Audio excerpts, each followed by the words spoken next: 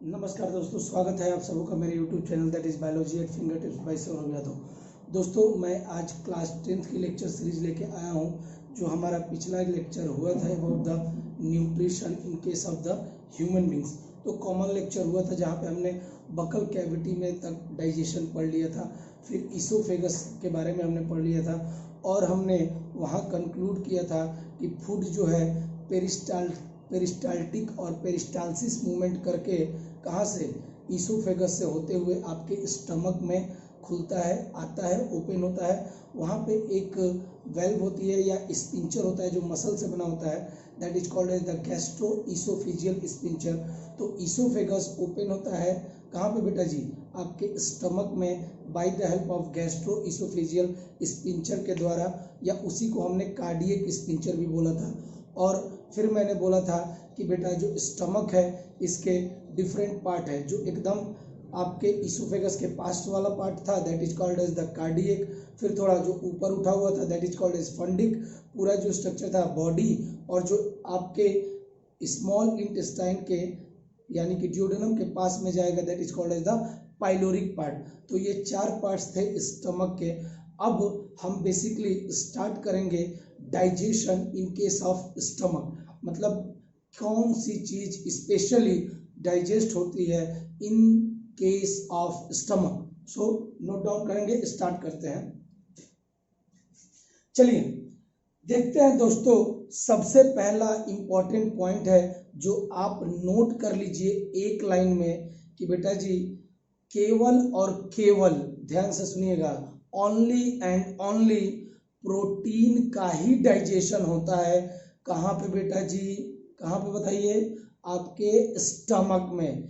किसी और चीज का डाइजेशन नहीं होने वाला है, केवल और केवल प्रोटीन का डाइजेशन होगा इन केस ऑफ स्टमक। इसलिए मैंने पहली लाइन लिख रखी है, mainly digestion of protein takes place in case of stomach, यानी केवल और केवल प्रोटीन का ही डाइजेशन होगा in case of stomach. Stomach में प्रोटीन के अलावा किसी का भी डाइजेशन नहीं होता है। सो याद रख लीजिएगा, प्रोटीन का डाइजेशन स्पेशली स्टमक में होता है। चलिए अब आगे बात करते हैं। देखिए जो स्टमक की जो लाइनिंग होती है, जो वॉल लेयर्स होती हैं, इनमें बहुत सारी ग्लैंड्स होती हैं। ग्लैंड्स क्यों बोलते हैं, यहाँ पे कुछ सेल्स होती हैं जो स्पेशली कुछ चीजें सीक्रेट आउट करती हैं। और मैंने पहले भी बता रखा है कि अगर कोई भी सेल है, अगर वो कुछ चीजें ऑयल की तरह हो, या फिर आपके बेसिकली जैसे स्वेट ग्लैंड होता है, सीबेसियस ग्लैंड होता है जो ऑयल सीक्रेटिंग ग्लैंड होता है, वाटर सीक्रेटिंग ग्लैंड होता है, तो कोई भी ग्लैंड हो अगर वो कुछ सीक्रेट कर रही है, या कोई भी सेल हो वो कुछ भी सीक्रेट करती है, तो उसको हम ग्लैंड बोलते हैं। क्या बोलते हैं? ग्लैंड बोलते हैं। तो हमारा जो स्टमक है, स्टमक की जो लाइनिंग होगी उसके अंदर में 3 अलग अलग प्रकार के सेल्स हैं, या फिर बोल लीजिए 3 अलग अलग प्रकार की ग्लैंड्स हैं, कुछ भी बोल लीजिएगा चलेगा। ठीक है, देखते हैं। The wall of stomach has gastric glands. इसको जो वॉल होती है स्टमक की, उसके अंदर में क्या होती है बेटा, बहुत सारी गैस्ट्रिक ग्लैंड्स पाई जाती है। और जब नाम में छुपा हुआ है गैस्ट्रिक ग्लैंड्स, क्या छुपा हुआ है? Gastric gland. तो जो जूस प्रोड्यूस करेगी उसको हम लोग बोलेंगे गैस्ट्रिक जूसेस। क्या बोलेंगे बेटा जी? Gastric juices. और यही गैस्ट्रिक जूसेस हेल्प करते हैं in digestion of protein. Note down करेंगे। So the wall of stomach has gastric glands that produces gastric juices that help in digestion of food। और specially अगर मैं बोलूं फूड में भी डाइजेशन में क्या करेगा, डाइजेशन ऑफ प्रोटीन। आपको याद होता रहेगा एकदम, आप जैसे ही लेक्चर खत्म होगा आप आसानी से बता दोगे हाँ भैया केवल डाइजेशन ऑफ क्या हो रहा है, प्रोटीन हो रहा है। चलिए तो देखते हैं कौन कौन सी 3 ग्लैंड्स है। 3 gastric glands that are found in the stomach. पहला है बेटा म्यूकस नेक सेल। क्या बेटा? Mucus neck cell. ये जो म्यूकस नेक सेल होती है ये 2 चीजों को प्रोड्यूस करती है। ऑब्वियसली आप एनसीईआरटी पढ़ोगे तो केवल दे रखा होगा म्यूकस, लेकिन कुछ बाइकार्बोनेट आयंस को भी प्रोड्यूस करती है। तो हम बोलेंगे म्यूकस नेक सेल जो पहली है जो सीक्रेट करती है क्या, म्यूकस को, और कुछ बाइकार्बोनेट्स को ये क्या करती है बेटा, सीक्रेट आउट करती है। तो पहला है बेटा म्यूकस नेक सेल, या इसी को गोबलेट सेल भी कहते हैं। कहीं कहीं पे आप देखोगे म्यूकस नेक सेल, और it is also known as the goblet cell भी इसको कहा जाता है। ओके जी, तो ये बेसिकली सीक्रेट करेगी म्यूकस और कुछ अमाउंट ऑफ बाइकार्बोनेट्स। नाउ जो सेकेंड गैस्ट्रिक ग्लैंड, जो दूसरी गैस्ट्रिक ग्लैंड है वो बेटा जी पेप्टिक सेल और चीफ सेल। काफी चीफ होगी, पेप्टिक जैसे चीफ मिनिस्टर होता है ना वैसे ही पेप्टिक सेल और चीफ सेल। बेटा ये एक प्रो इंजाइम को सीक्रेट करता है। प्रो इंजाइम का मतलब ये एक इंजाइम तो है लेकिन किस फॉर्म में है, इनएक्टिवेटेड फॉर्म में है। तो जो आपका पेप्टिक सेल है, चीफ सेल है, ये एक प्रो इंजाइम जिसका नाम है पेप्सिनोजेन, जो कि इनएक्टिव फॉर्म है, यही पेप्सिनोजेन कन्वर्ट होगा किसमें बेटा, पेप्सिन में। लेकिन अभी ये क्या है, इनएक्टिव है, इसीलिए इसको बोला गया proenzyme. So peptic cell and chief cell will secrete proenzyme pepsinogen. कौन सी इंजाइम, प्रो इंजाइम। कौन सी enzyme, proenzyme, proenzyme pepsinogen that is inactive, यानी वो एक्टिव फॉर्म नहीं है। प्रो इंजाइम का मतलब होता है कि इंजाइम से पहले, यानी कि inactivated form of enzyme. So याद रखिएगा peptic cell and chief cell secrete करता है एक प्रो इंजाइम पेप्सिनोजेन जो कि इनएक्टिव फॉर्म है इंजाइम का। अब जो तीसरा है बेटा जी ये ही पेप्सिनोजेन, याद रखिएगा पेप्सिनोजेन ही कन्वर्ट होगा पेप्सिन में, और यही पेप्सिन जो होती है प्रोटियोलाइटिक इंजाइम कहलाती है। देखते हैं जो third type of cell is parietal cell और ऑक्जेंटिक सेल।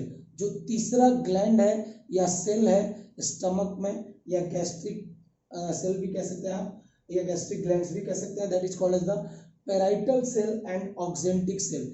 ये जो पैराइटल सेल है या ऑक्जेंटिक सेल है ये दो चीजों को सीक्रेट करता है। पहला तो बेटा जी HCl हाइड्रोक्लोरिक एसिड, और दूसरा कैसल इंट्रिंसिक फैक्टर। देखिए आपके एनसीईआरटी में ये भी नहीं मेंशन कर रखा है, लेकिन ये पूछा जाता है जब आप 11-12 में जाओगे। बता दिया कैसल इंट्रिंसिक फैक्टर। ये जो कैसल इंट्रिंसिक फैक्टर जो होता है बेटा ये बेसिकली बीटा, देखिए बनता कहाँ पे, पहले ये ध्यान रखिए, बनता है स्टमक में, लेकिन ये जाता है कहाँ पे, इंटेस्टाइन में, और ये इंटेस्टाइन में जाके वहां पे विटामिन B12 का क्या कराएगा, एब्जॉर्प्शन कराता है। So help in absorption of vitamin B12 in intestine. ठीक है जी, तो ये जो पैराइटल सेल और ऑक्जेंटिक सेल पाई जाती है आपके स्टमक में, ये दो चीजें सीक्रेट करती हैं, एक बेटा हाइड्रोक्लोरिक एसिड और दूसरा कैसल इंट्रिंसिक फैक्टर। ये जो कैसल इंट्रिंसिक फैक्टर होता है बेसिकली बनता तो होगा स्टमक में, लेकिन ये जाके कहाँ बेसिकली काम करता है, तो काम करेगा इंटेस्टाइन में। तो ये जाएगा पहले इंटेस्टाइन में और वहां पे विटामिन B12 का क्या कराएगा, एब्जॉर्प्शन कराएगा, डाइजेशन नहीं एब्जॉर्प्शन कराएगा। चलिए तो ये बात हो गई। अब जो हमारे कोर्स में दे रखा है, देखिए जो पैराइटल सेल होगी या ऑक्जेंटिक सेल होती है ये सीक्रेट करेगा HCl, और ये भी करता है नो डाउट। तो बेटा जी हाइड्रोक्लोरिक एसिड एक स्ट्रॉन्ग एसिड है, स्ट्रॉन्ग एसिड है, तो इसीलिए बेटा जो आपका क्या होगा बेटा जी, जो इन्वायरमेंट होगा स्टमक में वो हो जाता है बेटा एसिडिक, क्योंकि जो HCl होता है ना वो हाईली एसिडिक, यानी कि इसका pH अगर आप देखेंगे तो 1.8 होता है, ये स्ट्रॉन्ग एसिड है। इसीलिए बोले अरे बाप रे बहुत सारा गैस बन गया यार, तो गैस कुछ नहीं होता है, HCl का सिक्रेशन ज़्यादा बढ़ जाता है तो आपका क्या होगा बेटा, वही गैस्ट्रिक ग्लैंड है, गैस्ट्रिक जूसेस ज़्यादा सिक्रेट करने लगेगा धनाधन, तो आपको गैसेस होती हैं। ठीक है, तो ध्यान रखिएगा HCl जो होगा ये पूरा जो स्टमक का इन्वायरमेंट होगा उसको एसिडिक बना देगा। क्या बना देगा बेटा जी, एसिडिक, क्योंकि ये क्या है, स्ट्रॉन्ग एसिड है, इसका pH कितना है 1.8। अब सुनिएगा, ये जो हाइड्रोक्लोरिक एसिड का मेन इंपॉर्टेंस क्या है।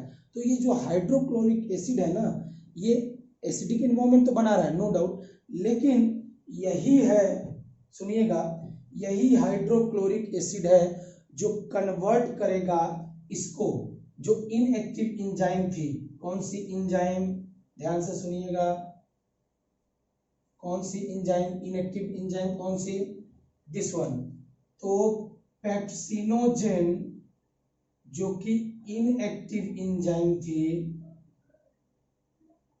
इन द प्रेजेंस ऑफ HCl, जैसे ही HCl के कांटेक्ट में आएगी, यानी कि pH 1.8 के प्रेजेंस में, HCl के प्रेजेंस में, ये कन्वर्ट हो जाएगी किसमें बेटा, पेप्सिन में, और ये पेप्सिन ही कहलाता है एक्टिव एंजाइम। कौन सी एंजाइम है, एक्टिव एंजाइम, और ये एक प्रकार की प्रोटियोलाइटिक एंजाइम है। कौन सी एंजाइम है, प्रोटियोलाइटिक एंजाइम है, जो बेसिकली ब्रेक डाउन करती है किस चीज का, प्रोटीन का। तो प्रोटियोलाइटिक एंजाइम मीन्स क्या होगा, means help in break down of proteins, ये प्रोटीन्स को तोड़ने में मदद करती है।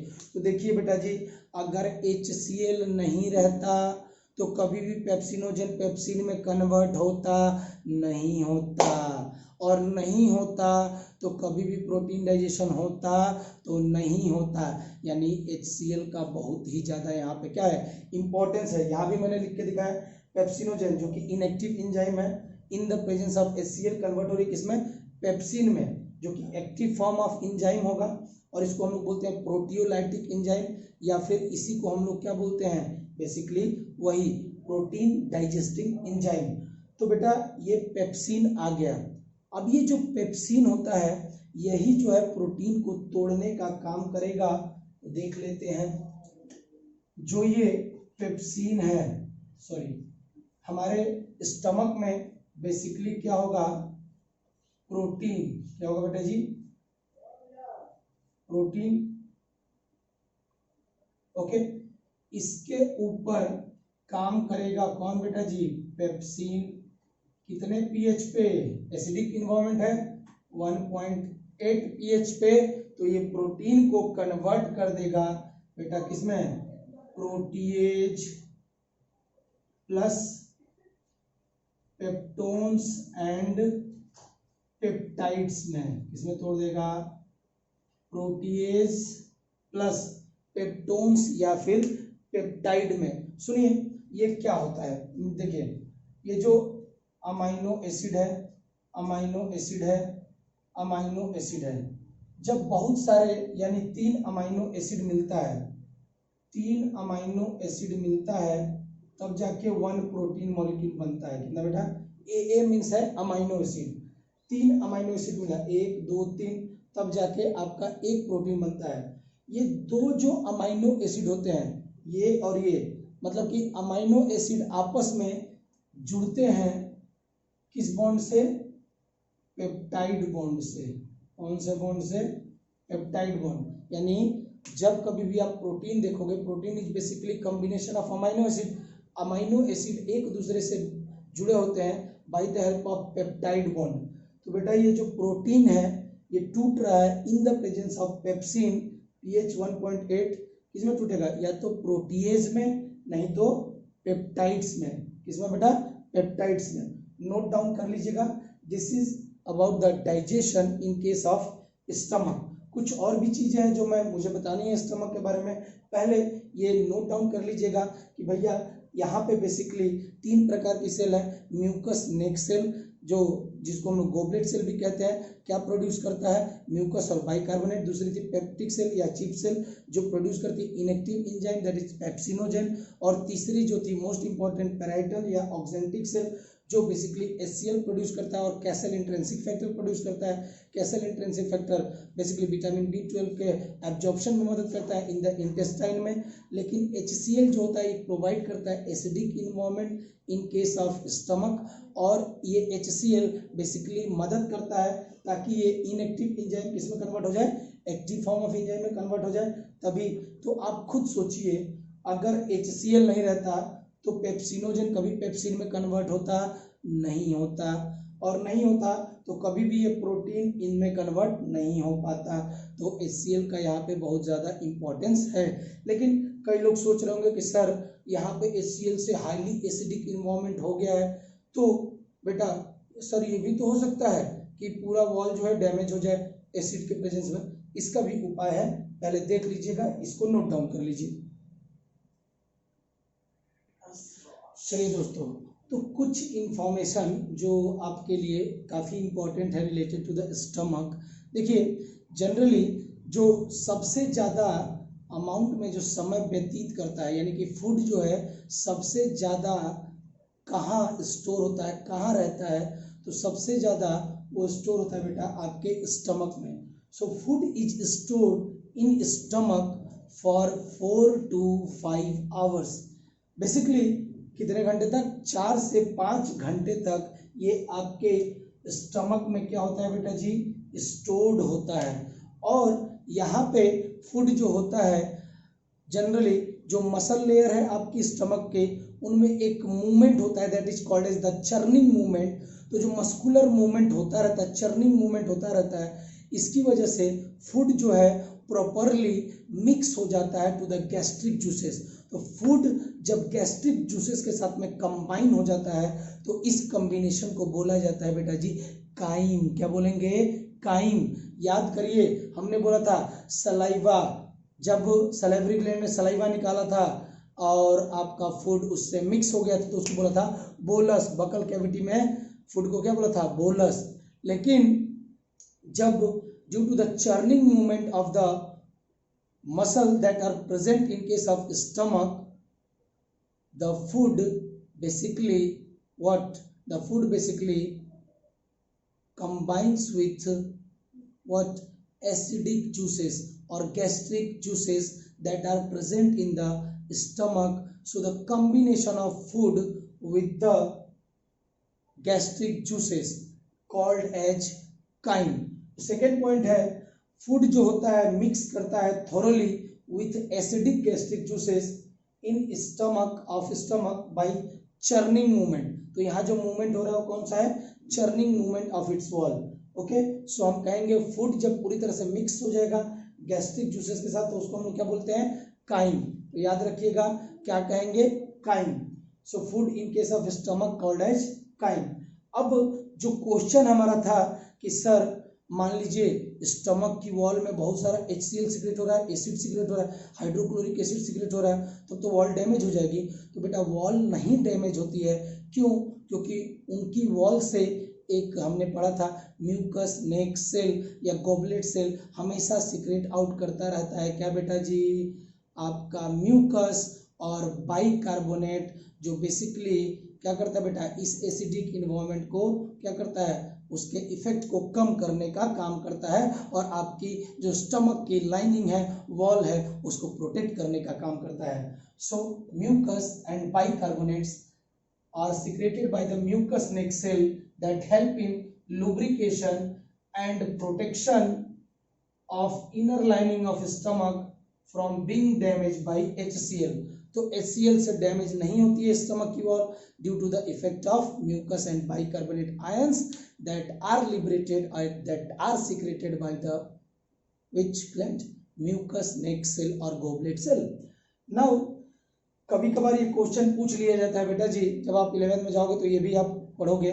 देखिए, जो जनरली हमारे जो शिशु होते हैं, जो बच्चे होते हैं, जो यंग वंस होते हैं, वो जो मिल्क लेते हैं that contains large amount of protein, तो वो कोलोस्ट्रम स्टार्टिंग डेजेस में जो बेसिकली मिल्क होता है उसको हम लोग बोलते हैं कोलेस्ट्रम। उसमें बहुत सारी एंटीबॉडीज भी होती हैं जो शिशु को प्रोटेक्ट करती हैं, बहुत सारी इन्फेक्शियस डिजीज से बचाती है।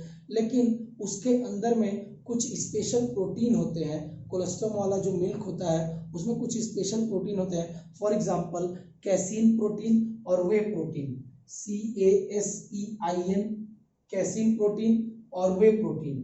तो ये बेसिकली मदर का जो मिल्क होता है उसी में पाया जाता है। तो बेटा जब बच्चा शिशु के स्टेज में रहेगा, यानी इन्फेंट स्टेज में रहता है, तो ऑब्वियसली मदर का ही मिल्क उसके लिए सोर्स ऑफ एनर्जी होता है, वही वो पीता है। तो बेटा जब कभी भी बच्चे की बात आएगी तो वहाँ पे पेप्सिन प्रोटियोलाइटिक एंजाइम की तरह काम नहीं करता है। वहाँ पे एक स्पेशल एंजाइम होती है जो इन कैसीन प्रोटीन को, और वे प्रोटीन है जो स्पेशली मिल्क में पाया जाता है, मदर मिल्क में, उसको डाइजेस्ट करने का काम करती है। That is called as rennin. याद कर लीजिएगा, RENNIN। क्या बोलेंगे बेटा जी? RENNIN। सो ये पॉइंट भी बड़ा इंपॉर्टेंट है। In gastric juices of infants, यानी किसकी बात कर रहा है? Stomach of the infants, there is a special enzyme present that is called as renin, RENNIN, which is a proteolytic enzyme which help in digestion of milk protein, casein and whey protein। बेटा जी एक ऐसा ही term आएगा जब हम पढ़ेंगे excretion, तो वहां पे बस स्पेलिंग में डिफरेंस है। जो एक्सक्रीशन में आता है वो ये होगा बेटा, रेनिन एंजियोटेंसिनोजन, साइकिल चलती है रास की, वो होगी।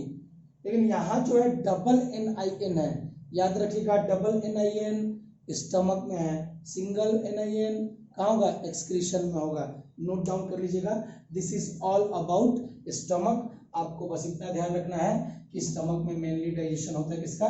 प्रोटीन का। और आप ये वाला रिएक्शन आप याद कर लीजिएगा, बहुत ही ज्यादा इंपॉर्टेंट है, जो हमने कर भी रखा है कि protein in the presence of pepsin pH 1.8, ये टूट रहा है किसमें? प्रोटीएज में, प्लस पेप्टोन्स और पेप्टाइड्स में टूट रहा है, ये वाला रिएक्शन। यानी यहाँ पे प्रोटीन पार्शियली डाइजेस्ट हुआ है, पूरी तरह से अभी डाइजेस्ट नहीं हुआ है। ओके जी, नोट डाउन कर लेंगे। अब हम आगे बढ़ते हैं, अब हम पढ़ेंगे digestion in case of small intestine. Okay जी, सो अब हम स्टार्ट करने वाले हैं digestion in case of small intestine. Okay, चलिए बेटा जी अब हम देखते हैं about the digestion in case of small intestine. बेटा इसको स्टार्ट करने से पहले मैंने सोचा कि आपके पास में मैं पूरी डायग्राम से समझाने की कोशिश करूंगा कि एक्चुअली में क्या क्या चीज़ें हैं। यानी यहाँ पे कभी कभार वेल्व का नाम पूछ लेता है कि भैया इसोफेगस ओपन हो रहा है स्टमक में, किस वेल्व से? भैया स्टमक ओपन हो रहा है इंटेस्टाइन में, किस वेल्व से? स्मॉल इंटेस्टाइन ओपन हो रहा है लार्ज इंटेस्टाइन में, किस वेल्व से? ठीक है, ये सारी चीज़ें। ठीक, तो इसलिए मैंने पूरा डायग्राम बनाया है। लेकिन एक पॉइंट आपको यहाँ पे नोट आउट करना होगा कि कभी भी डाइजेशन स्टमक में पूछे तो प्रोटीन का डाइजेशन बोलेंगे। अब वहाँ पे भी कंप्लीट डाइजेशन प्रोटीन का नहीं हुआ है, लेकिन हम बोल सकते हैं प्रोटीन का पार्शियली डाइजेशन हो रखा है। लेकिन जब स्टमक के बाद इंटेस्टाइन की बात आएगी, digestion in case of small intestine, तो ध्यान रखिएगा बेटा जी, स्मॉल इंटेस्टाइन ही वह लोकेशन है जहाँ पे पूरी तरह से चाहे कार्बोहाइड्रेट हो, चाहे फैट हो, चाहे प्रोटीन हो, चाहे न्यूक्लिक एसिड हो, सबका कंप्लीट डाइजेशन होता है in case of small intestine. Note down करेंगे इस पॉइंट को जो यहाँ मैंने लिख रखा है। ओके जी, कंप्लीट डाइजेशन ऑफ किस चीज का होगा? स्मॉल इंटेस्टाइन की बात करें, कार्बोहाइड्रेट का, फैट्स का, प्रोटीन्स का, न्यूक्लिक एसिड का। अब यहाँ पे मैंने 70% स्टार्च क्यों लिखा है? क्योंकि बेटा जी बताइए 30% स्टार्च का डाइजेशन कहाँ हो गया है? बक्कल कैविटी में। तो बच्चा कितना है स्टार्च? 70% ही तो बच्चा है, 70% जो बचा हुआ स्टार्च है उसका कन्वर्जन होगा कहाँ पे, स्मॉल इंटेस्टाइन में। चलिए अब आते हैं डायग्राम को समझने की कोशिश करते हैं। देखिए esophagus that is called as the food pipe, इसकी ओपनिंग को क्या बोला था, गलेट। ओके, ईसोफेगस ओपन होता है into the stomach by a valve that is known as the gastroesophageal sphincter, और इसी को कार्डियक स्पिंचर भी कहते हैं, जो मसल से बनी होती है, मस्कुलर होती है। सो अब उसके बाद डिफरेंट पार्ट्स ऑफ स्टमक, जो पहला पार्ट है कार्डियक, जो उठा हुआ पार्ट है stomach, this is the body and this is the pyloric. तो मैंने पहले भी बता दिया था 4 different parts of stomach, cardiac, fundic, body and pyloric. अब ये देखोगे बेटा जी, ये जो पाइलोरिक वाला एरिया है ये ओपन हो रहा है into the first part of small intestine. Small intestine भी 3 हिस्सों में बटा हुआ है, डियोडेनम पहला हिस्सा, जेजेनम, देन इलियम। तो बेटा जी जो पाइलोरिक पार्ट है किसका, स्टमक का, ये ओपन होगा into the first part of small intestine यानी कि डियोडेनम में by the help of a bulb या sphincter that is known as the pyloric sphincter. कौन सा sphincter, pyloric sphincter. Note down कर लेंगे इस पॉइंट को।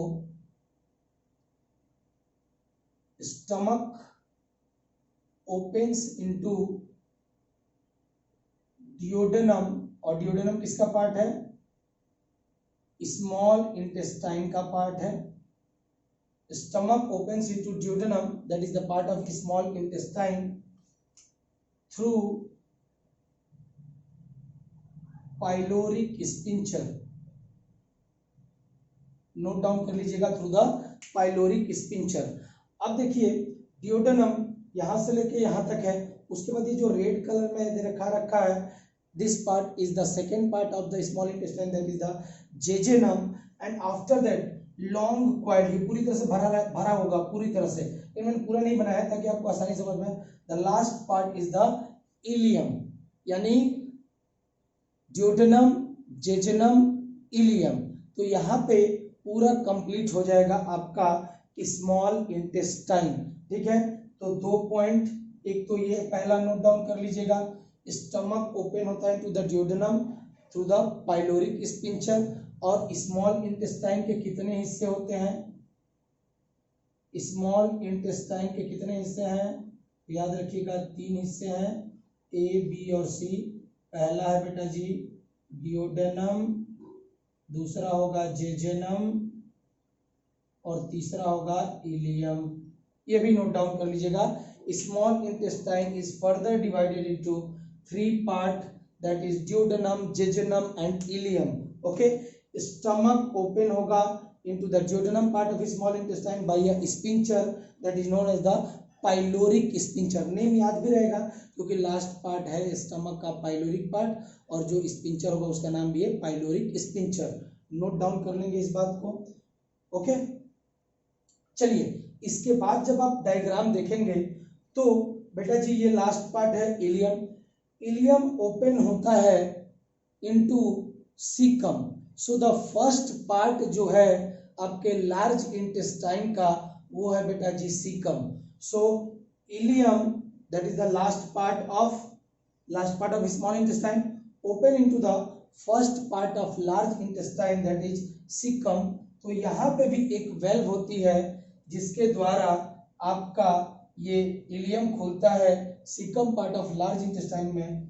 This valve is known as ileocaecal valve. क्या बोलेंगे, इलियोसिकल वेल्व। इलियम से इलियो निकाला जिसमें खुल रहा है, उससे caecal, ileocaecal valve. Note down कर लीजिएगा।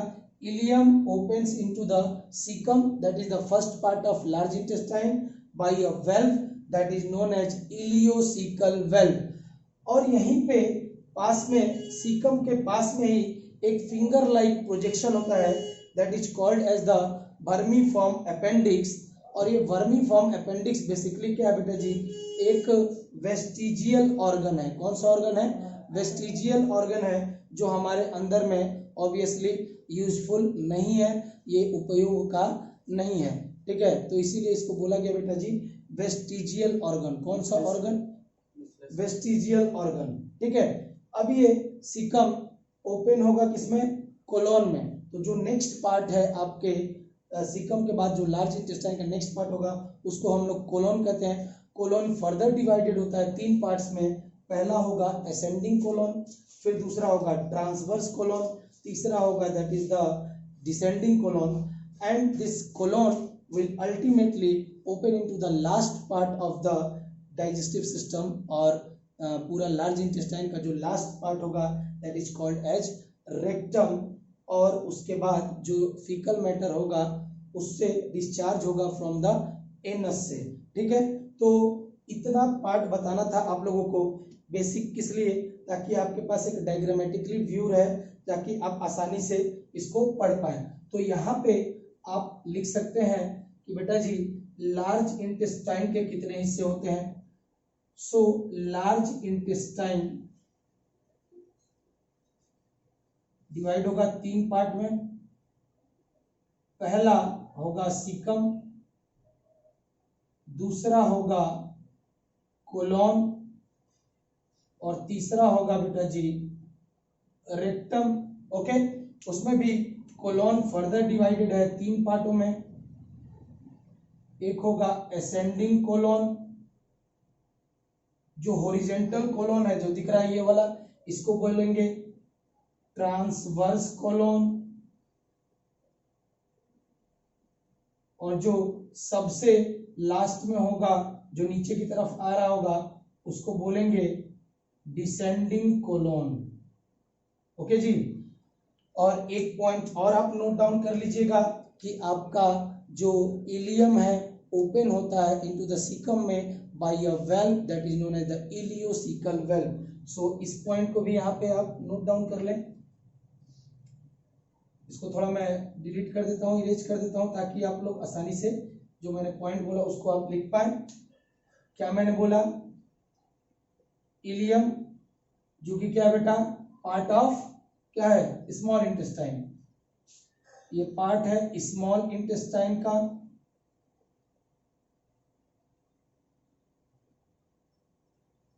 opens into first part of large intestine। ये ओपन करता है first part of large intestine, यानी कि सीकम में, CAECUM, सीकम में थ्रू इलियोसिकल वेल्व। ओके जी, this is all about the diagrammatic representation of the digestive system. आपको यहाँ से स्टार्ट करना है कि डाइजेशन स्मॉल इंटेस्टाइन में किसका किसका होगा। There will be complete digestion of carbohydrate, fats, protein and nucleic acid. इसका स्नैपशॉट ले लीजिए, नोट डाउन कर लीजिएगा आप लोग।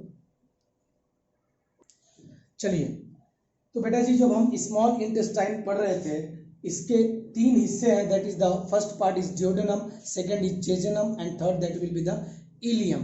देखिए जो जियोडेनम है, जब आप उसका स्ट्रक्चर देखेंगे तो basically it will be just like this, यानी कि ये सी शेप्ड टाइप का स्ट्रक्चर होता है, तो इसीलिए बोला ये duodenum is a C shaped structure. After that the second part is the jejunum, that is the long and middle होगा, मिडिल यानी कि बीच में रहता है, क्वाइल्ड पोर्शन। और जो सबसे बड़ा और हाईली क्वाइल्ड होगा that is called as ileum and it is the largest part, highly coiled largest portion that will be the ileum. बेटा जी थोड़ा 1-2 पॉइंट जो आपके एनसीईआरटी में दे रखा है कि maximum digestion, carbohydrate, fats, protein, आपके न्यूक्लिक एसिड, इन सबका डाइजेशन आपका हो कहाँ रहा है? स्मॉल इंटेस्टाइन में। एक पॉइंट और आपको इंपॉर्टेंट है, नोट करने लायक है कि बेटा जी मैक्सिमम एब्जॉर्प्शन भी यही होता है। मैक्सिमम एब्जॉर्प्शन वह प्रोसेस होता है जिसके द्वारा digested food is taken up by the blood vessels, जब उसको ले ली जाती है, या सिंपल सा आप बोले जब डाइजेस्टेड फूड का ट्रांसफर होता है into the blood vessel, that is called as absorption. Absorption भी सबसे ज्यादा होगा स्मॉल इंटेस्टाइन में। So most of the absorption of food particles also takes place in small intestine. ये भी बड़ा इंपॉर्टेंट पॉइंट है, तो याद रखिएगा digestion as well as absorption, ये दोनों चीजें आपके स्मॉल इंटेस्टाइन में बहुत ही ज्यादा होती हैं। ठीक है, अब 2-3 पॉइंट्स आपके एनसीईआरटी में दे रखा है कि बेटा जी मान लीजिए लेंथ की बात कर रहा है, तो सबसे बड़ा अगर बोलूं एलिमेंट्री कैनाल में सबसे बड़ा जो एलिमेंट्री कैनाल हमारा स्टार्ट होता है फ्रॉम माउथ टू एनस, इसमें सबसे बड़ा जो है बेटा जी स्मॉल इंटेस्टाइन है। ठीक है, small intestine is the longest part, या सबसे बड़ा भी कह सकते हैं, largest longest part of the alimentary canal which is fitted into the compact space because of extensive coiling। इसका मतलब क्या है, सुनिएगा, कह रहा है कि है तो बहुत बड़ा लेकिन इस छोटे से स्टमक के छोटे से हिस्से में, जस्ट स्टमक के नीचे, ये पूरा एकदम इतनी सी में इतना सही जगह होगा उतने में पूरा मौजूद है। ऐसा कैसे हो सकता है? ये होता है बेटा ड्यू टू एक्सटेंसिव कॉइलिंग। समझिएगा, जैसे मान लीजिए ये कोई एक वायर है, ठीक है, एक वायर को रखने के लिए एक ये क्राइटेरिया है, मान लीजिए इस वायर की लेंथ है 2 मीटर, आपने इसको ऐसे फैला दिया तो इतना लंबा डिस्टेंस ले रहा है। एक और तरीका है, करिए क्या, तार को हम ऐसे कर दें, कॉइल कर दें, तो बेटा जी जो एरिया रिक्वायर्ड होगा इसको रखने के लिए वो ऑब्वियसली क्या हो जाएगा, कम हो जाएगा कि नहीं हो जाएगा। तो इसी तरह से हमारा पूरा जो है एलिमेंट्री कैनाल में जो आपका स्मॉल इंटेस्टाइन है इसी तरह से पड़ा हुआ है। बेटा अगर इस तरह से पड़ा होता तो इतनी ज़्यादा बॉडी हो ही नहीं पाती, ठीक है, इतना छोटा सा स्ट्रक्चर, तो इसकी एक्सटेंसिव कॉइलिंग होती है, बहुत ज़्यादा कॉइल्ड होता है ये, इसीलिए एक छोटे से जगह में ये फिट हो जाता है। So small intestine is the longest part of alimentary canal which is fitted into the compact space because of the extensive coiling। अब बेटा जो नेक्स्ट पॉइंट दे रखा है आपके एनसीईआरटी में, वो दे रखा है कि बेटा जो स्मॉल इंटेस्टाइन की जो लेंथ होती है वो वेरी करती है, डिफरेंट होती है इन द डिफरेंट ऑर्गेनिज्म। तो आप इतना ही ध्यान रखना कि बेटा अलग अलग ऑर्गेनिज्म अलग अलग चीज़ें खाते हैं। जैसे बात कर लें क्या, एनिमल्स की बात कर लें, जो हर्बीवोर एनिमल्स होते हैं वो भूसा खाते हैं, और ये जो भूसा में मेनली जो होता है वो होता है बेटा सेलुलोज। तो सेलुलोज डाइजेशन के लिए, सेलुलोज एक पॉलीमर है, उसको डाइजेस्ट करने के लिए बहुत ज़्यादा समय लगता है और स्पेस भी क्या चाहिए, ज़्यादा ही चाहिए। तो इसीलिए बेटा जो एलिमेंट्री कैनाल के अंदर में आपका स्मॉल इंटेस्टाइन है उसका लेंथ डिफर करता है because of the different types of feeding habit. देख लेते हैं, length of small intestine differ in various organism depending on their food they eat. जैसा कि मैंने बोला पहली बार, जैसे गाय और भैंस होती हैं वो हर्बीवोर ग्रास खाती हैं या भूसा खाती हैं, सेलुलोज, जनरली भूसे को हम लोग सेलुलोज बोलते हैं। तो बेटा सेलुलोज क्या हम खाते हैं क्या? हम सेलुलोज नहीं खा सकते हैं, हमारे अंदर में वो इंजाइम्स ही नहीं है जो सेलुलोज को डाइजेस्ट कर पाए। वो इंजाइम्स मौजूद है कहाँ पे, आपके र्यूमेन में, यानी कि कैटल्स में, बफेलो में, आपके काऊ में, इन सब में मौजूद है। ठीक है, तो बेटा जी जो डाइजेस्ट कर रहा है सेलुलोज को वो आसानी से क्या कर सकता है, डाइजेस्ट कर सकता है। हम जो होते हैं बेसिकली क्या खाते हैं, स्टार्च खाते हैं, कुछ प्रोटीन खा लेंगे, कुछ विटामिन खा लेंगे, तो हम लोग के अंदर में बॉडी में इजीली डाइजेस्ट हो जाता है। तो बेटा जी जो कोई भी ध्यान रखिएगा, हर्बीवोर एनिमल्स का एग्जांपल दे रखा है कि हर्बीवोर एनिमल्स जो है वो बेसिकली सेलुलोज को डाइजेस्ट करता है, सेलुलोज को खाता है, इसीलिए उसका र्यूमेन या स्मॉल इंटेस्टाइन बड़ा होता है। So herbivore eating grass need a larger small intestine. तो याद रखिएगा हर्बीवोर में स्मॉल इंटेस्टाइन बहुत ही बड़ा है to allow the cellulose to be digested. लेकिन अगर कार्निवोर्स की बात कर लें तो बेटा जैसे कि टाइगर है, ये बेसिकली मीट खाता है, और मीट में जो सबसे इंपॉर्टेंट कंस्टिट्यूएंट होता है वो होता है प्रोटीन, और प्रोटीन इजीली डाइजेस्ट हो सकता है थोड़े से स्पेस में, इसीलिए इसके अंदर में स्मॉल इंटेस्टाइन काफ़ी क्या होगा बेटा, छोटा होगा। सो अब हम नेक्स्ट सेक्शन में देखेंगे the various type of digestive activities that are going in case of small intestine. कौन कौन सी इंजाइम्स है, देखेंगे। डाइसेक्राइड जो भी इंजाइम्स होंगे हम कंसर्न इंजाइम्स भी पढ़ेंगे, फिर कहाँ कहाँ किस चीज़ का डाइजेशन होगा ये हम नेक्स्ट सेक्शन में पढ़ेंगे। मास्टर जी पढ़ाई किस पे रहे हैं वो भी दिखा दीजिए। चलिए बेटा जी देखते हैं कि जो डाइजेशन हमारा स्मॉल इंटेस्टाइन के अंदर में होता है वो किस तरह से होता है। तो देखिए जो स्मॉल इंटेस्टाइन में डाइजेशन होता है वो बेसिकली केवल इंटेस्टाइनल जूस की मदद से नहीं होता है। यहाँ पे दो अलग ग्लैंड्स भी होती हैं जैसे कि लीवर और पैंक्रियाज, ये अपने सिक्रेशन को बारी बारी से या कंटिन्यूसली डालती रहती हैं किसके अंदर में, आपके स्मॉल इंटेस्टाइन में। बेसिकली अगर हम बात करें जो हमारा लीवर है वो प्रोड्यूस करता है बाइल जूस। क्या प्रोड्यूस करता है बेटा? Bile juice. और ये bile juice slightly alkaline nature का होता है, इसीलिए जो फूड आ रहा है कहाँ से आ रहा है? आपके स्टमक से, वो तो एसिडिक है। अब अंदर घुसेगा स्मॉल इंटेस्टाइन में एसिड, तो ये डैमेज कर सकता है स्मॉल इंटेस्टाइन को। तो बेटा जी उसको डैमेज से बचाने के लिए क्या होता है बेटा? बाइल जूस जो होता है वो अल्कलाइन नेचर का प्रोड्यूस होता है जो उसको प्रोटेक्ट करने का काम करता है। इसके साथ साथ में बाइल जूस के अंदर में जो आपके कहाँ से प्रोड्यूस हो रहा है? लीवर से, ठीक है। वहाँ पे कुछ सॉल्ट होते हैं जिसको हम लोग बाइल सॉल्ट्स कहते हैं। ये bile salt basically break down of fat, यानी कि फैट का ब्रेक डाउन में भी मदद करता है, यानी कि इमल्सिफिकेशन ऑफ फैट में भी मदद करता है। तो देखते हैं उसके बाद पैंक्रियाज की बात करें, sorry for that.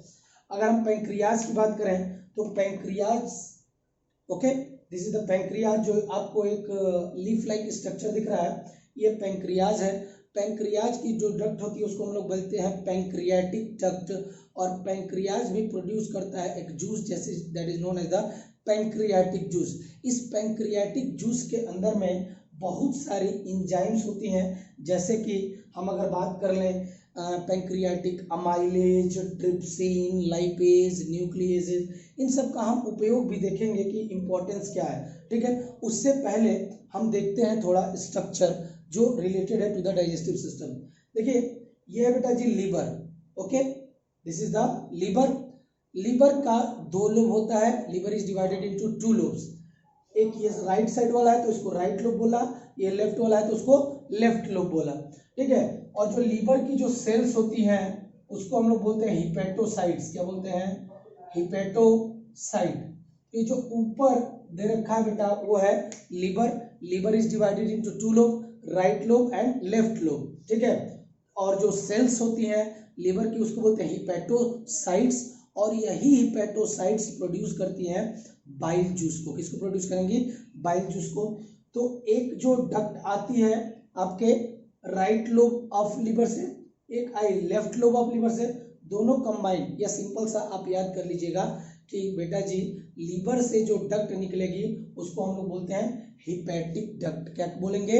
Hepatic duct. The duct which is arising from the liver, यानी लीवर से जो नली निकल रही है उसका नाम है हिपैटिक डक्ट। Hepatic duct. और इस हिपैटिक डक्ट में आपको ये काला काला सा जो दिख रहा है ये है क्या? इसके अंदर में है बेटा जी बाइल जूस। क्या होगा बेटा जी? तो बाइल जूस प्रोड्यूस होता है लीवर सेल्स में, उसके बाद ये आपके हिपैटिक डक्ट से होते हुए आएगा और आपके गॉल ब्लैडर में जाके स्टोर हो जाएगा। तो बेसिकली जो बाइल जूस है ये स्टोर होता है कहाँ पे? प्रोड्यूस कहाँ होगा? लीवर में। स्टोर कहाँ होगा? गॉल ब्लैडर में। इस बात को लिख लीजिएगा कहीं पे, बाइल जूस प्रोड्यूस कहाँ होगा? तो बोलेंगे लीवर में। बाइल जूस स्टोर्ड कहाँ होगा? स्टोर कहाँ होता है? इसका स्टोरेज होता है कहाँ पे बेटा जी? बताइए। गॉल ब्लैडर में। सुनिएगा, अब ये धीरे धीरे आके स्टोर हो गया कहाँ पे? गॉल ब्लैडर में। बेटा जब इसको डाइजेशन करना होगा तो इसको कहाँ जाना होगा? ऑब्वियसली डाइजेशन, मैक्सिमम डाइजेशन कहाँ हो रहा है? स्मॉल इंटेस्टाइन, ड्यूडेनम के आसपास में। तो बेटा जी गॉल ब्लैडर से फिर ये बाइल जूस निकलता है। तो जो डक्ट होती है गॉल ब्लैडर की, the duct of gall bladder is called as cystic duct. क्या बोलते हैं बेटा जी? Cystic duct. जो गॉल ब्लैडर की डक्ट है उसको बोला बेटा सिस्टिक डक्ट, जो आपके लीवर की डक्ट है उसको बोला हिपैटिक डक्ट। ये दोनों कंबाइन होके एक डक्ट बनाती है, that is known as the common bile duct. तो इस पॉइंट को भी लिख लीजिएगा। लीवर से जो डक्ट निकलती है उसको क्या बोलते हैं? Hepatic duct. क्या बोलेंगे?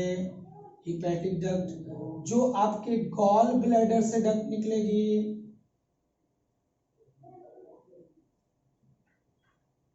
उसको हम क्या बोलेंगे? Cystic duct. कौन सी डक्ट? Cystic duct. और जब दोनों कंबाइन होंगे यानी hepatic duct plus cystic duct दोनों कंबाइन हो जाएंगे तो बनेगी बेटा जी कौन सी duct? Common bile duct. Clear है? नोट डाउन करेंगे, बड़ा ही इंपॉर्टेंट पॉइंट है ये। ओके जी। तो अब ये बाइल धीरे धीरे कॉमन बाइल डक्ट से होते हुए कहाँ आएगा? अब देखिएगा पैंक्रियाज के आसपास में आएगा। पैंक्रियाज ये स्ट्रक्चर है, ये जो जूस प्रोड्यूस करेगा that will B produce into the pancreatic duct. तो ये डक्ट है जो प्रोड्यूस कर रही है पैंक्रियाटिक जूस को। फिर ये दोनों ऊपर से आई कॉमन बाइल डक्ट, ये आई आपका पैंक्रियाटिक डक्ट। दोनों डक्ट कंबाइन होके एक अनदर डक्ट में ओपन होती हैं। The name of that duct is hepatopancreatic duct. क्या बोलेंगे इसको? Hepatopancreatic duct.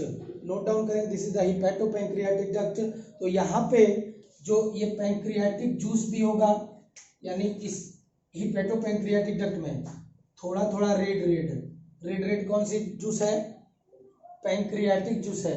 और थोड़ा थोड़ा काला है तो ये कौन सा जूस है? बाइल जूस है।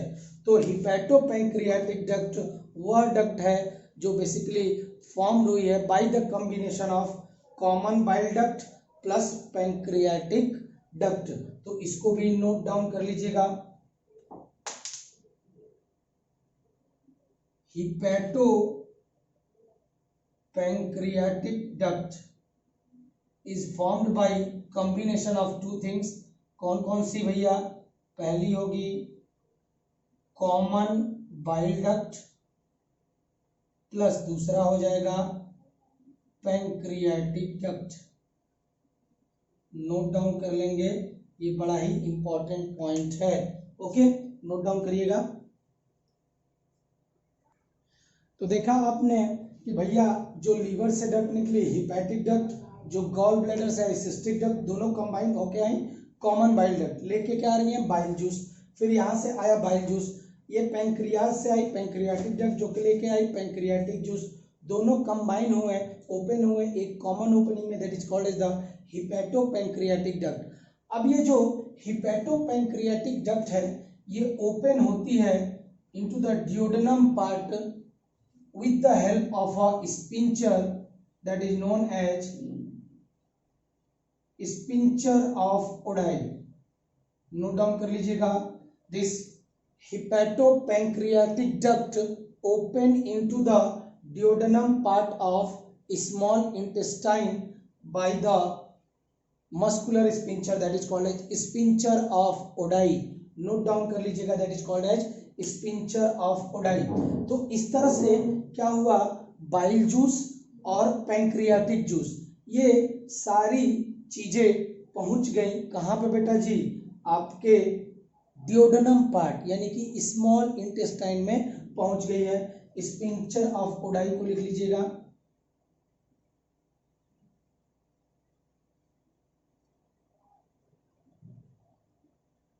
Hepato pancreatic duct opens into duodenum by the help of sphincter of Oddi। Note down कर लीजिएगा। जो हिपैटोपैंक्रियाटिक डक्ट दिख रही है ये ओपन हो रही है into the duodenum part of small intestine by the help of sphincter of Oddi. तो अब जो चीजें मुझे पहुंचाने थी कहाँ पे बेटा जी, आपके ड्यूडेनम पार्ट में, यानी कि लीवर से बाइल जूस पहुंच गया, पैंक्रियाज से पैंक्रियाटिक जूस पहुंच गया, ये दोनों चीजें पहुंच गई है। अब देखते हैं कि कौन कौन से कंपोनेंट्स आपके मौजूद हैं और किस चीज का ये डाइजेशन करेंगे। नोट डाउन कर लें, स्नैपशॉट ले सकते हैं आप। चलिए दोस्तों देखते हैं अब लीवर के बारे में। देखिए जैसा कि मैंने बोला, इसको तुरंत रिवीजन कर लेते हैं, जो जो चीजें मैंने बोल रखी है वही है सारी। Liver secrete bile juice. Liver क्या सीक्रेट करता है? Bile juice. Bile is a greenish yellow liquid. कैसी होती है बेटा? ग्रीनिश येलो टाइप की लिक्विड होगी, made in liver, which is normally stored in gall bladder. कहाँ स्टोर्ड होती है? गॉल ब्लैडर में। एक ये इंपॉर्टेंट बड़ा पॉइंट है जो याद रखने वाला है। देखिएगा बेटा, बाइल के अंदर में कोई भी इंजाइम नहीं होती है। So bile juice does not contain any type of enzyme. कोई भी इंजाइम नहीं होती है, कैसी भी इंजाइम बाइल में नहीं मौजूद रहती है। नोट डाउन करेंगे इस बात को।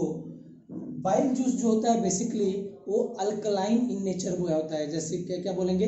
बेसिक नेचर का होता है, क्योंकि इसमें बेसिकली सोडियम बाइकार्बोनेट नाम का सॉल्ट पाया जाता है, और सोडियम बाइकार्बोनेट ही इसको अल्कलाइन बनाने के लिए रिस्पॉन्सिबल होता है। And it also contain salt. इसके अंदर में बहुत सारे सॉल्ट भी होते हैं। सोडियम बाइकार्बोनेट भी एक सॉल्ट होता है, सोडियम ग्लाइकोहोलेट, सोडियम टर्कोहोलेट, अलग अलग होते हैं, which help in emulsification of fat और lipid present in the food. अब देखिएगा बाइल क्या कर रहा है। अभी मैंने बोला बाइल में कोई इंजाइम नहीं होती है बाइल जूस में, लेकिन बाइल जो होता है बेटा ये एक्टिवेट करता है किसी एंजाइम को जो कि कहीं और से सिंथेसिस होती है। तो सुनिएगा, बाइल जो है एक्टिवेट करने का काम करता है लाइपेजेस को। किसको बेटा? लाइपेज को एक्टिवेट करने का काम करता है, जो बेसिकली एक एंजाइम है सिंथेसाइज इन पैंक्रियाज। किसमें बेटा? पैंक्रियाज में लाइपेज की सिंथेसिस होती है, लेकिन वो इनएक्टिव रहता है जब तक उसके ऊपर बाइल जूस एक्ट नहीं करेगा, वो एक्टिवेट नहीं होगा। तो याद रखिएगा, बाइल जूस के अंदर में कोई भी एंजाइम नहीं है। पहला पॉइंट, कोई भी एंजाइम नहीं है तो नहीं है, लेकिन बाइल जूस जो होता है एक एंजाइम है जिसका नाम है लाइपेज, उसको एक्टिवेट करने का काम करता है। और ये लाइपेज की सिंथेसिस कहाँ होती है? ऑब्वियसली पैंक्रियाज में। चलिए, तो बाइल कितना फंक्शन कर रहा है? तो बाइल बेसिकली परफॉर्म 2 फंक्शन। पहला दे रखा है, देखिए जब फूड आ रहा है स्टमक से, तो स्टमक में क्या था? HCl, हाइड्रोक्लोरिक एसिड, यानी वहाँ एसिडिक इन्वायरमेंट था। तो बेटा जी जब वहाँ से फूड आएगा उसमें भी एसिड रहेगा, तो इससे क्या हो जाएगा? इंटेस्टाइन की वॉल डैमेज हो सकती है। तो बेटा डैमेज नहीं होती है, क्यों? क्योंकि बेटा जी जो इंटेस्टाइन की वॉल होती है उसके वॉल पे ऊपर क्या होता है बेटा? बाइल जूस जो होता है वो सीक्रेट कर देता है। और ये बाइल के बेसिकली जो होता है बाइल जूस अल्कलाइन नेचर का होता है, बेसिक नेचर का होता है, और ये काउंटर अटैक कर देता है एसिड को, उसको न्यूट्रलाइज कर देता है। So it makes the acidic food coming from stomach alkaline. जो एसिडिक फूड आ रहा है स्टमक से उसको क्या बना देता है? अल्कलाइन। कैसा बना देगा? बेसिक। सो दैट द, अब यहाँ पे एक तो डैमेज भी नहीं होगा इंटेस्टाइनल वॉल। इसके बाद में जो बहुत सारे पैंक्रियाज से जो इंजाइम आती है, पैंक्रियाटिक इंजाइम, ये जो पैंक्रियाटिक इंजाइम होती हैं ये बेसिकली एक्टिव रहती हैं या वर्क करती हैं किस पीएच में? बेसिक कंडीशन में। तो जो पैंक्रियाटिक इंजाइम है उनके लिए इन्वायरमेंट कौन तैयार कर रहा है बेटा जी? Bile juice. So that pancreatic enzyme act on it and digest it. उसके ऊपर पैंक्रियाटिक एंजाइम क्या करें? एक्ट करें और डाइजेस्ट कर ले। तो पहला काम है, बाइल जूस क्या कर रहा है? आपके स्मॉल इंटेस्टाइन का माहौल जो है, इन्वायरमेंट कैसा बना रहा है? बेसिक बना रहा है, ठीक है, ताकि आसानी से वहां पे आपके जो भी पैंक्रियाटिक एंजाइम है आसानी से उसके ऊपर एक्ट कर सके। दूसरा, बाइल सॉल्ट जो कि बेसिकली सोडियम बाइकार्बोनेट या सोडियम ग्लाइकोलेट, ये ब्रेक करता है फैट को। ये फैट को तोड़ने का काम करता है into small globules, making it easy for the enzyme to act upon it. तो ये छोटे छोटे मॉलिक्यूल्स में तोड़ देता है ताकि वो आसानी से उसके ऊपर क्या कर सके, एक्ट कर सके। जैसे अगर आप देखोगे फैट तो होता है ट्राइग्लिसराइड, पहले उस लाइपेज के प्रेजेंस में टूटता है डाइग्लिसराइड में, फिर लाइपेज उसके ऊपर एक्ट करता है, फिर उसको तोड़ देता है फैटी एसिड और ग्लिसरॉल में, तो स्मॉल फैट ग्लोब्यूल्स में तोड़ देता है। देखिए यहाँ मैंने लिख दिया फैट को तोड़ेगा किसमें, स्मॉल मॉलिक्यूल्स में, ग्लिसरॉल और फैटी एसिड में तोड़ेगा। और मैंने ये बात भी बता दी है कि लाइपेज की सिंथेसिस होती है पैंक्रियाज में, एक्टिवेटेड होता है bye the help of bile juice, जो कि सीक्रेटेड होता है कहाँ से, बाइल सॉल्ट जो आता है आपके लीवर से। सो this is all about what, liver. अब जब हम नेक्स्ट पढ़ने वाले हैं दैट इज पैंक्रियाज।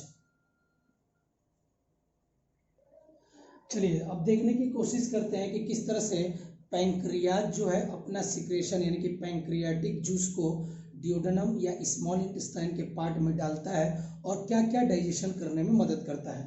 पहला जो पॉइंट दे रखा है कि बेटा जो पैंक्रियाज एक लार्ज ग्लैंड है यानी बहुत ही बड़ी ग्लैंड है, और ये पैरेलली जहाँ आपका स्टमक होगा उसके आसपास में ही वो बीनीथ यानी उसके जस्ट नीचे में ही फैली रहती है, पैरेलली लोकेटेड होती है। So pancreas is a large gland which lies parallel and beneath the stomach, stomach के पास में होती है। जो पैंक्रियाज से जो जूस निकलता है उसको हम लोग बोलते हैं पैंक्रियाटिक जूस, जिसके अंदर में बहुत सारी डाइजेस्टिव एंजाइम्स होती हैं। For example pancreatic amylase, pancreatic lipase यानी कि अमाइलेज, लाइपेज, पैंक्रियाटिक न्यूक्लियेसेस और आपका ट्रिप्सिन। अब यहाँ पे सारे जो भी इंजाइम्स है डाइजेस्टिव इंजाइम्स उनका फंक्शन दे रखा है और उसके बाद ये किसको डाइजेस्ट कर रही हैं वो आप बताएंगे। देखिए हमने स्टमक में देखा था कि प्रोटीन टूटा था, पार्सली डाइजेस्ट हुआ था किसमें, पेप्टोन्स में और प्रोटीएजेस में, अभी पूरी तरह से नहीं टूटे था। तो यहाँ पे ये टूटेगा in the case of small intestine, protein, peptones और प्रोटीएजेस ब्रेक डाउन होगा इनटू द डाइपेप्टाइड्स। कितने पेप्टाइड में, डाइपेप्टाइड में टूटेगा in the presence of enzyme that is called as the trypsin. और ये ट्रिप्सिन कहाँ से आ रही है बेटा, पैंक्रियाटिक एंजाइम के अंदर में मौजूद है। सो ट्रिप्सिन किसका डाइजेशन करा रहा है, protein. So this line has been given, बड़ा इंपॉर्टेंट है। ट्रिप्सिन किस चीज का डाइजेशन कराएगा, प्रोटीन का, लेकिन कहाँ पे कराएगा, स्मॉल इंटेस्टाइन में। अगर पूछे which enzyme digest protein in case of stomach तो क्या होगा बेटा जी, जरा सोच के बताइए, बस 2 मिनट सोचिए कौन सी एंजाइम थी, पेप्सिन। कौन सी थी, पेप्सिन, याद रखिएगा। यहाँ पे प्रोटीन का डाइजेशन कौन करा रहा है, ट्रिप्सिन।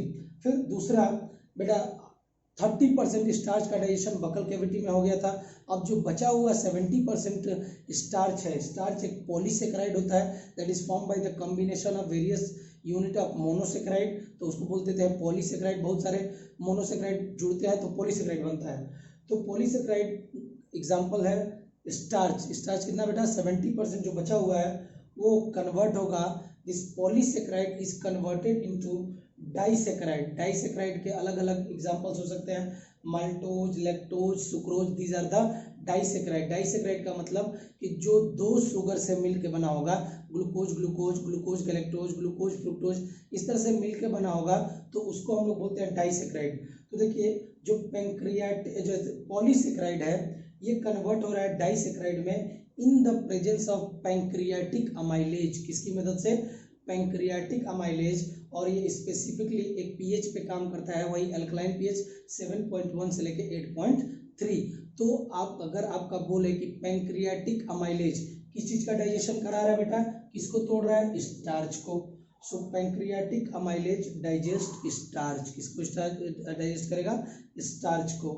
फिर जो तीसरा है दैट इज फैट। फैट जब आप स्ट्रक्चर देखेंगे तो फैट जो होता है बेटा ट्राइग्लिसराइड, 3 ग्लिसराइड यूनिट मिलके आपका फैट या लिपिड बनाती हैं। तो सबसे पहले इस फैट को तोड़ा जाएगा bye the help of lipases. मैंने बोला था कि लाइपेज बनती कहाँ पे है बेटा जी, कहाँ पे, पैंक्रियाज में। सो पैंक्रियाटिक लाइपेज के प्रेजेंस में ट्राइग्लिसराइड पहले टूटेगा, 3 ग्लिसराइड है तो 2 में टूटेगा डाइग्लिसराइड, फिर एक बार पैंक्रियाटिक लाइपेज उस पर काम करेगी, फिर इसको तोड़ देगी मोनोग्लिसराइड में। किसमें तोड़ देगी, मोनोग्लिसराइड में, यानी fat are broken down by the lipase, किसकी मदद से, लाइपेज एंजाइम की, pancreatic lipase, with the help of bile. Bile juice को याद रखिएगा, क्योंकि बेटा लाइपेज को एक्टिवेट ही कौन करता है, कौन करेगा, bile juice into diglyceride and monoglyceride. एक और एग्जांपल है जो आप लर्न कर सकते हैं,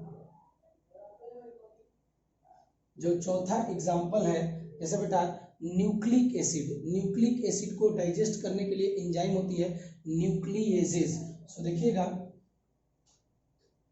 यह है न्यूक्लिक एसिड, तो न्यूक्लिक एसिड के ऊपर एक्ट करती है न्यूक्लिएजेस, या आप बोल सकते हैं पैंक्रियाटिक न्यूक्लिएजेस, क्योंकि ये न्यूक्लिएजेस एंजाइम बेसिकली आपके पैंक्रियाज में पाई जाती हैं, जो इस न्यूक्लिक एसिड को पहले कन्वर्ट करेंगी न्यूक्लियोटाइड में। इसमें कन्वर्ट करेंगी न्यूक्लियोटाइड में।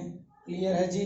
फिर ये न्यूक्लियोटाइड के ऊपर एक और एंजाइम एक्ट करती है, that is called as the nucleotidase, और वो उसको कन्वर्ट कर देगी न्यूक्लियोसाइड में। इसके ऊपर काम करेगी न्यूक्लियोटाइडेज। देखिए एंजाइम का आपको नाम याद करने के लिए बस ये है, लास्ट में उसके ASE लगा दीजिए, जिसको तोड़ना है, जैसे प्रोटीन को तोड़ना है तो प्रोटीएज, लिपिड को तोड़ना है तो लाइपेज, उसी तरह से न्यूक्लियोटाइड है NUCLEOTIDES, तो आप न्यूक्लियोटाइड तक NUCLEOTID देख रहे हैं पूरा है, बस लास्ट में क्या जोड़ दिया है ASE, न्यूक्लियोटाइडेज, तो बन जाएगा बेटा जी न्यूक्लियोसाइड। नोट डाउन कर लीजिएगा, ये सारा किसकी मदद से हो रहा है बेटा जी, आपके पैंक्रियाटिक एंजाइम की मदद से हो रहा है। अब हम जो होगा नेक्स्ट सेक्शन में पढ़ेंगे, स्मॉल इंटेस्टाइन के जो वॉल लेयर्स है वो उनके अंदर में भी कुछ ग्लैंड्स स्ट्रक्चर होते हैं, ग्लैंडुलर स्ट्रक्चर होते हैं जो मदद करते हैं आपके डाइजेशन में। पहले यहाँ तक नोट डाउन कर लेंगे, ठीक है। जैसे कि मैंने बोला कि एंजाइम को आप आसानी से याद कर सकते हैं, जैसे कि लिपिड को जो डाइजेस्ट करेगा, लिपिड को जो डाइजेस्ट करना है बस आप लिख लीजिए LIP और लास्ट में जोड़ दीजिए ASE, लिपिड को डाइजेस्ट करने वाला लाइपेज। अगर माल्टोज है तो आपको माल्ट लिखिए और लास्ट में ASE लगा दीजिए, माल्टेज। तो इस तरह से आप एंजाइम के नाम भी याद कर सकते हैं, नोट डाउन करिएगा। चलिए तो देखते हैं कि जो वॉल है स्मॉल इंटेस्टाइन की, उसके अंदर में भी कुछ ग्लैंड्स होते हैं, जैसे कि ब्रूनर्स ग्लैंड और एक ग्लैंड होती है that is known as the crypts of Lieberkuhn. ये दोनों जो ग्लैंड्स होती हैं बेसिकली ये सिक्रेट करती हैं एक जूस को, जैसे कि हमने बोला था स्टमक में जूस, गैस्ट्रिक जूस, तो इंटेस्टाइन के अंदर में जो जूस होगा that is called as the intestinal juice. So wall of small intestine contain glands, कौन सा, crypts of Lieberkuhn and Brunner's gland. ये दोनों जो होती हैं बेटा ये प्रोड्यूस करती हैं इंटेस्टाइनल जूस। समटाइम किसी बुक में आप देखोगे कि इंटेस्टाइनल जूस को भी हम लोग एक और नाम से जानते हैं, that is called as the succus entericus. क्या बोलते हैं बेटा जी, सकस इंटेरिकस। ये जो इंटेस्टाइनल जूस होता है इसके अंदर में बहुत सारी एंजाइम्स होती हैं, जैसे कि डाइसेक्राइडेजेस, यानी कि जो डाइसेक्राइड वाले कंपोनेंट्स होंगे उनको मोनोसेक्राइड में तोड़ने का काम करेगा, जैसे कि माल्टेज, लैक्टेज, सुक्रेज। फिर डाइपेप्टाइडेज, बेटा सबसे पहले हमने क्या पढ़ा था आपके स्टमक में कि प्रोटीन टूटता था किसमें, पेप्टाइड में, ठीक है, प्रोटीजेस, पेप्टोन्स और पेप्टाइड में। फिर हमने पढ़ा यहाँ पे स्मॉल इंटेस्टाइन में किसकी प्रेजेंस में, बाइल जूस कह लो या फिर पैंक्रियाज के प्रेजेंस में वो टूटा, पहले क्या था, डाइपेप्टाइड में। अब ये जो डाइपेप्टाइड से किसमें टूटेगा, अमाइनो एसिड में। जो सिंपलेस्ट यूनिट जो होती है प्रोटीन की वो होती है अमाइनो एसिड, तो इसको अमाइनो एसिड में तोड़ने वाला डाइपेप्टाइडेज। लाइपेज यानी सबसे पहले फैट, अभी देखा हम लोगों ने इमल्सिफिकेशन ऑफ फैट हुआ तो ट्राइग्लिसराइड से डाइग्लिसराइड फिर मोनोग्लिसराइड, लेकिन अभी मोनोग्लिसराइड भी कंप्लीट डाइजेस्टेड नहीं है। मोनोग्लिसराइड लास्ट में टूटेगा किसमें बेटा जी, बताइए फैटी एसिड और ग्लिसरॉल में वो लाइपेज कराएगा कौन सा, इंटेस्टाइनल लाइपेज। तो यहाँ पे लिख देता हूँ that is known as the intestinal lipase. और लास्ट में देखा हमने कि न्यूक्लिक एसिड टूटा न्यूक्लियोटाइड में, फिर न्यूक्लियोसाइड में, वहीं पर रुक गया था। अब ये न्यूक्लियोसाइड को जो तोड़ेगा that is called as the न्यूक्लियोसाइडेजेस।